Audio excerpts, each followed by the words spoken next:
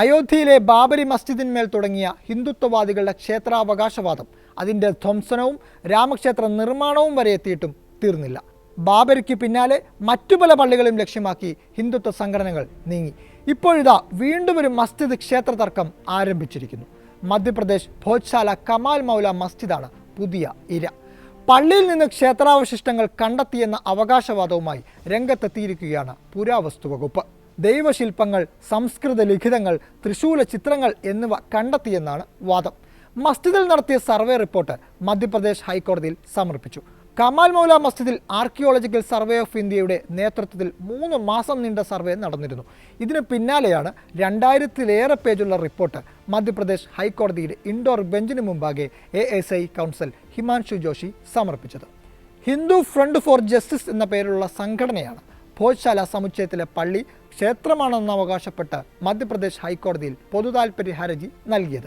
ഇതിൻ്റെ അടിസ്ഥാനത്തിൽ സ്ഥലത്ത് സർവേ നടത്താൻ മാർച്ച് 11-ന് ഹൈക്കോടതി ഉത്തരവിടുകയായിരുന്നു.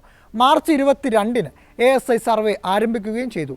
അടുത്തിടെയാണ് സർവേ പൂർത്തിയായത്. ജൂലൈ 15-നകം പൂർണ്ണമായ സർവേ റിപ്പോർട്ട് സമർപ്പിക്കണമെന്ന് ഈ മാസം ആദ്യത്തിൽ ഹൈക്കോടതി ASIയോട് നിർദ്ദേശിച്ചിരുന്നു. ഭോജ്ശാലയിൽ ദിവസവും പൂജ നടത്തുന്നത് 2003-ൽ ASI വിലക്കിയിരുന്നു.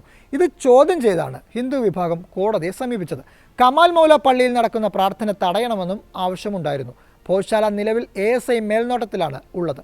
നൂറ്റാണ്ടുകൾ പഴക്കമുള്ള കെട്ടിടം പൂർണ്ണമായി സരസ്വതി ക്ഷേത്രമാണെന്നാണ് ഹിന്ദു വിഭാഗം വാദിക്കുന്നത്. 2003-ലെ ASI ഉത്തരവ് പ്രകാരം ഇവിടെ എല്ലാ ചൊവ്വാഴ്ചയും പൂജ നടക്കുന്നുണ്ട്.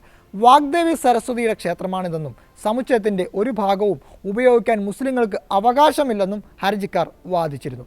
അതേസമയം ഇതിനോട് ചേർന്നുള്ള കമാൽ മൗല മസ്ജിദിൽ എല്ലാ വെള്ളിയാഴ്ചയും ജുമുഅ നമസ്കാരവും നടക്കുന്നുണ്ട്. സരസ്വതി ദേവിയുടെ വിഗ്രഹം ലണ്ടൻ മ്യൂസിയത്തിൽ നിന്ന് കൊണ്ടുവന്ന് ക്ഷേത്രത്തിൽ പുനഃസ്ഥാപിക്കാൻ കേന്ദ്ര സർക്കാരിന് നിർദ്ദേശം നൽകണമെന്നും ഹിന്ദു വിഭാഗം ഹർജിക്കാർ ആവശ്യപ്പെട്ടിരുന്നു. AD 1034-ൽ അന്നത്തെ ധാർ ഭരണാധികാരി ഭോജ്ശാലയിൽ പ്രതിഷ്ഠിച്ച വിഗ്രഹം 1857-ൽ ബ്രിട്ടീഷുകാർ ലണ്ടനിലേക്ക് കടത്തുകയായിരുന്നു എന്നാണ് ഇവരുടെ വാദം.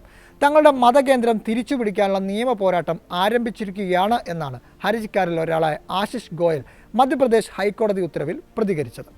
ഹൈക്കോടതി വിധിക്കെതിരെ സുപ്രീം കോടതിയെ സമീപിക്കുന്ന ധാറിലെ ഖാലി വക്കാർ സാദിഖ് വ്യക്തമാക്കിയിട്ടുണ്ട്. ഹൈക്കോടതി വിധി മുസ്ലിം സമുദായത്തിന് അംഗീകരിക്കാനാവില്ല. ഇതിനെതിരെ കമാൽ മൗല മസ്ജിദ് കമ്മിറ്റി സുപ്രീം കോടതിയിൽ ഹർജി നൽകുമെന്നും അദ്ദേഹം അറിയിച്ചു. നേരത്തെ ഭോജ്ശാലയിലെ ASI സർവേ നിർത്തിവെക്കണമെന്നാവശ്യപ്പെട്ട് മസ്ജിദ് കമ്മിറ്റി സമർപ്പിച്ച ഹർജി സുപ്രീം കോടതി തള്ളിയിരുന്നു. മധ്യപ്രദേശ് ഹൈക്കോടതിയുടെ ഉത്തരവ് ചോദ്യം ചെയ്തായിരുന്നു ഹർജി. മൗലാന കമാലുദ്ദീൻ വെൽഫെയർ സൊസൈറ്റിയാണ് സുപ്രീം കോടതിയെ സമീപിച്ചത്. സമുച്ചയത്തിൻ്റെ സ്വഭാവം മാറ്റുന്ന തരത്തിലുള്ള ഖനനം നടത്തരുതെന്ന് ജസ്റ്റിസ് ഋഷികേശ് റോയി അധ്യക്ഷനായ ബെഞ്ച് നിർദ്ദേശിച്ചെങ്കിലും സർവേ നടപടികൾ തടഞ്ഞില്ല.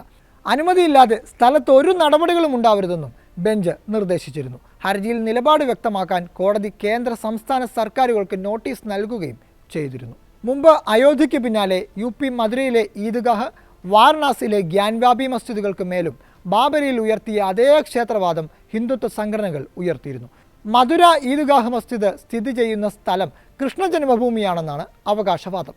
പള്ളിയിൽ സർവേ നടത്താൻ അലഹബാദ് ഹൈക്കോടതി ഉത്തരവിട്ടിരുന്നെങ്കിലും പിന്നീട് സുപ്രീം കോടതി അത് സ്റ്റേ ചെയ്തിരുന്നു.